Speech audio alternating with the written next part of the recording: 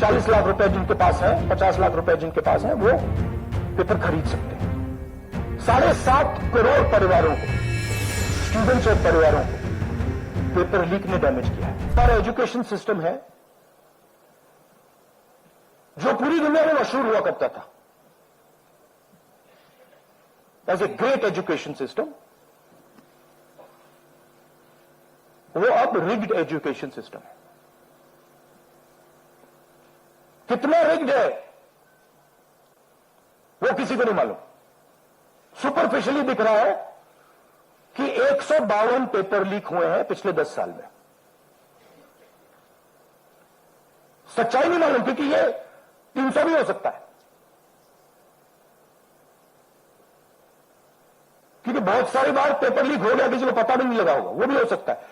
But जो हमें मालूम है 152 152 पेपर लीक हुए हैं। स्टूडेंट तैयारी करते हैं, मेहनत करते हैं 8-8 10-10 घंटे 3 4 5 साल के लिए, और फिर लास्ट मिनट उन्हें बताया जाता है देखिए जिनके पास पैसा है, 40 लाख रुपए जिनके पास है, 50 लाख रुपए जिनके पास है, वो पेपर खरीद सकते हैं। आपकी ईमानदारी का, आपकी मेहनत का कोई मतलब नहीं है। उनको 152 बार पिछले 10 साल में भी यह बताया गया है।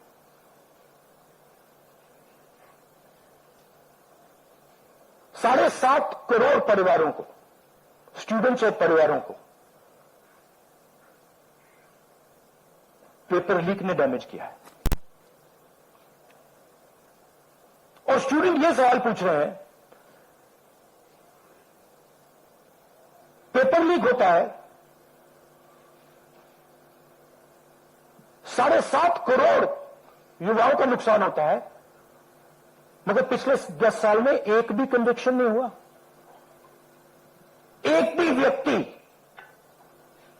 का कन्विक्शन नहीं हुआ, 0। तो यह पहला कारण है। दूसरा कारण कि जो हमारा एजुकेशन सिस्टम है यह अनअफोर्डेबल है। मिडिल क्लास के लिए, गरीबों के लिए यह सिस्टम अनअफोर्डेबल है। जितना पैसा हिंदुस्तान की सरकार अपने एजुकेशन बजट में डालती है हर साल, उतना पैसा एक नीट एग्जाम के लिए, जो स्टूडेंट्स एग्जाम लेते हैं और उनके परिवार, उतना पैसा देते हैं। आप सोचिए, सरकार पूरे देश से टैक्स लेती है, जीएसटी, इनकम टैक्स सारा लेती है, और फिर कहती है देखिए ये जो पूरा टैक्स हमने लिया है आपसे, इससे हम 1.4 लाख करोड़ रुपए शिक्षा में डालेंगे। और फिर हिंदुस्तान का एजुकेशन सिस्टम कहता है इन परिवारों से कि आपसे हम 1.32 लाख करोड़ रुपए सिर्फ नीट एग्जाम लेने के लिए लेंगे।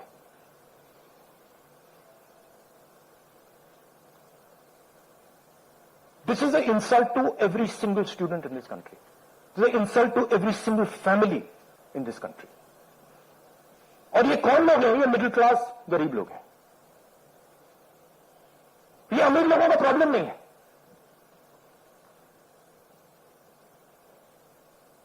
ये कॉर्पोरेट हाउसेस का, अडानी अंबानी का प्रॉब्लम नहीं है। ये मिडिल क्लास और गरीबों का प्रॉब्लम है। तो यह है दूसरा कारण। और तीसरा सबसे बड़ा कारण, एजुकेशन के बाद जो होना चाहिए, आप इंजीनियर बन गए, डॉक्टर बन गए, लॉयर बन गए, उसके बाद देश की कमिटमेंट होनी चाहिए कि हम आपको जॉब देंगे, रोजगार देंगे, फ्यूचर देंगे। देश का यही मतलब होता है। देश का मतलब होता है कि हम आपको फ्यूचर देंगे, हम आपको एजुकेशन देंगे, हम आपको हेल्थ केयर देंगे। ये फाउंडेशन होता है देश का। और ये देश कहता है कि नहीं, हम आपसे पैसा चोरी करेंगे, हम एजुकेशन सिस्टम को रिग करेंगे और फिर उसके बाद सारे के सारे दरवाजे हम बंद कर देंगे। एक ही दरवाजा आपके लिए खुला होगा, सरकारी नौकरी, वो भी रिग्ड है। उसमें भी जिसकी जान पहचान है वो घुसेगा, जिसके पास 40 वो घुसेगा।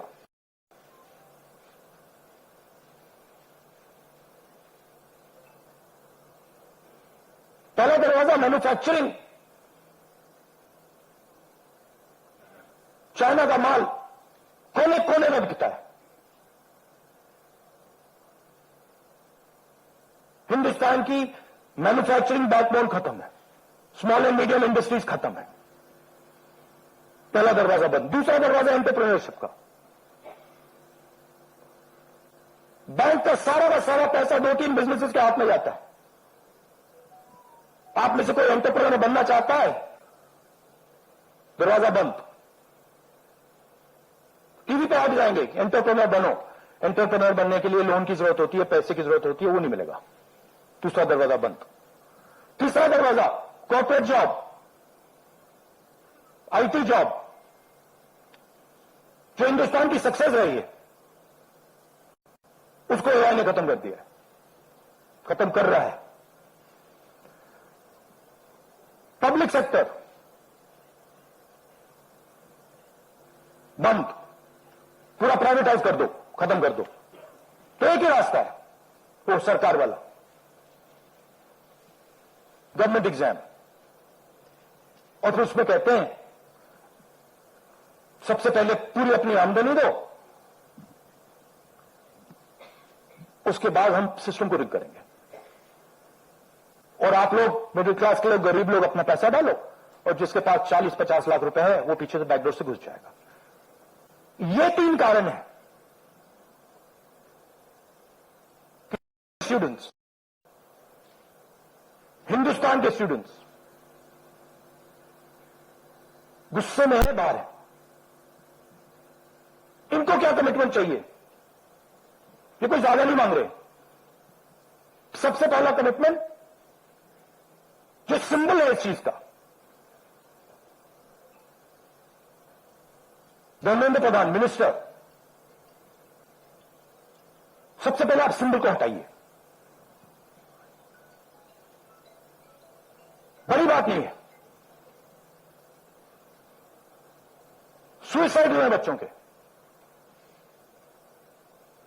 152 पेपर लीक्स हुए। स्टूडेंट्स की पहली मांग यह है, इनको हटाइए। दूसरी मांग, जिन्होंने स्टूडेंट्स पर आक्रमण किया है, जो आपने अभी वीडियो देखा, पूरी सोशल मीडिया पे, मतलब हजारों स्टूडेंट्स पे लाठी चल रही है, राइफल्स पॉइंट हो रही है, टांगें तोड़ी जा रही हैं, पेलेट गन से मारा जा रहा है। यह आतंकवादी नहीं है, यह हमारा फ्यूचर है, यह हमारे दुश्मन नहीं है, हमारे लोग हैं, हमारा फ्यूचर है। तो इन लोगों पर जिन्होंने वायलेंस किया है, हिंसा की है, इन पर एक्शन होना चाहिए। यह स्टूडेंट्स की दूसरी मांग है। और तीसरी मांग, जो इस पूरे सिस्टम को चलाते हैं, उनको स्टूडेंट से अपोलोजाइज करना चाहिए, रिस्पेक्टफुली, कि गलती हो गई, जो हुआ वो नहीं होना चाहिए था, आप लोगों को चोट लगी है, हम अपनी गलती मांगते हैं, कोई बड़ी बात नहीं है। तो ये 3 डिमांड्स हैं।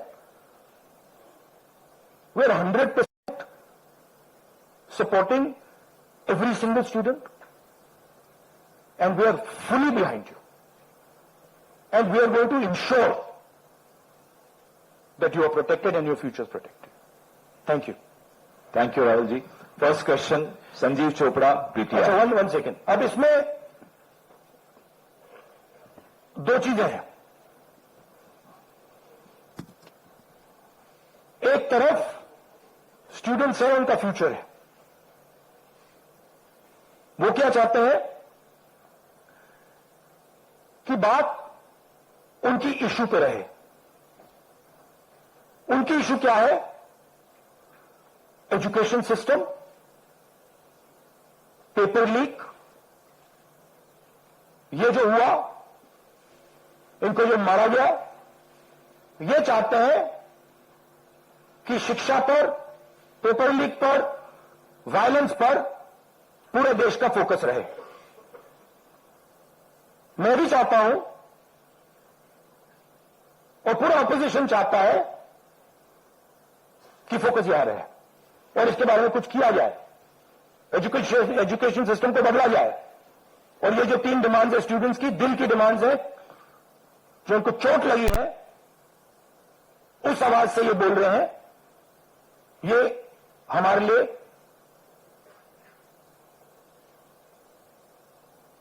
बहुत जरूरी चीज है। और दूसरी तरफ क्या है? डिस्ट्रैक्शन, कि ध्यान इधर उधर करो, कभी ध्यान उधर ले जाओ, कभी इधर ले जाओ, कभी आगे ले जाओ। 2 फोर्सेज हैं, एक फोर्स डिस्ट्रैक्ट कर रही है और दूसरी फोर्स फोकस करने की कोशिश कर रही है। Thank you. जीव चोपड़ा जी, माइक दो भाई। Rahul ji, we've all seen what has happened with the students on Monday. We've also seen what has happened yesterday with the protesting MPs right outside the Prime Minister's residence. You know, the manner in which the leader of opposition was roughed up, manhandled and beaten up and removed from the protest site. What would you say on that? But the government has accused you of crossing the line and not behaving in a manner befitting the leader of opposition. This, how I was treated, is an irrelevant issue to me. I don't treat me 5 times worse, I don't care. The focus has to be on this. The focus has to be on what was done to the students. The focus has to be on the education system, on paper leaks, and on the cost that these children have been forced to pay. So, do whatever you want to me. 5 times, 10 times worse, I don't care. In fact, I like it, because I learn from it. And the government's allegation on you? I don't care about government's allegations. Government's allegations have no consequence to me. Siddharth, ANI। Rahul ji, मेरा सवाल आपसे ये है कि क्या धर्मेंद्र प्रधान के इस्तीफे से कोई सॉल्यूशन आपको लगता है विपक्ष को कि उससे ही निकल जाएगा? क्या होना चाहिए? दूसरी बात ये कि इतने कई सालों में, पिछले 30-40 सालों से ज्यादा की जो डेमोक्रेटिक सेटअप है हमारे देश का, हमने नहीं देखा कि विपक्ष के नेता प्रधानमंत्री के घर का घेराव करने पहुंचे, उनके घर के बाहर पहुंचे हो। क्या वजह रही कि आप लोगों को वहां जाना पड़ा? और अब सरकार से भी आप मांग कर रहे हैं कि डिस्कशन हो और सरकार की तरफ से किरण रिजिजू आ जाए। उन्होंने कहा कि हम डिस्कशन के लिए तैयार हैं, लेकिन किस नियम के तहत करेंगे वो सरकार को तय करने दिया जाए। तो अगर सरकार किसी नियम के तहत आप लोगों से बात करती है।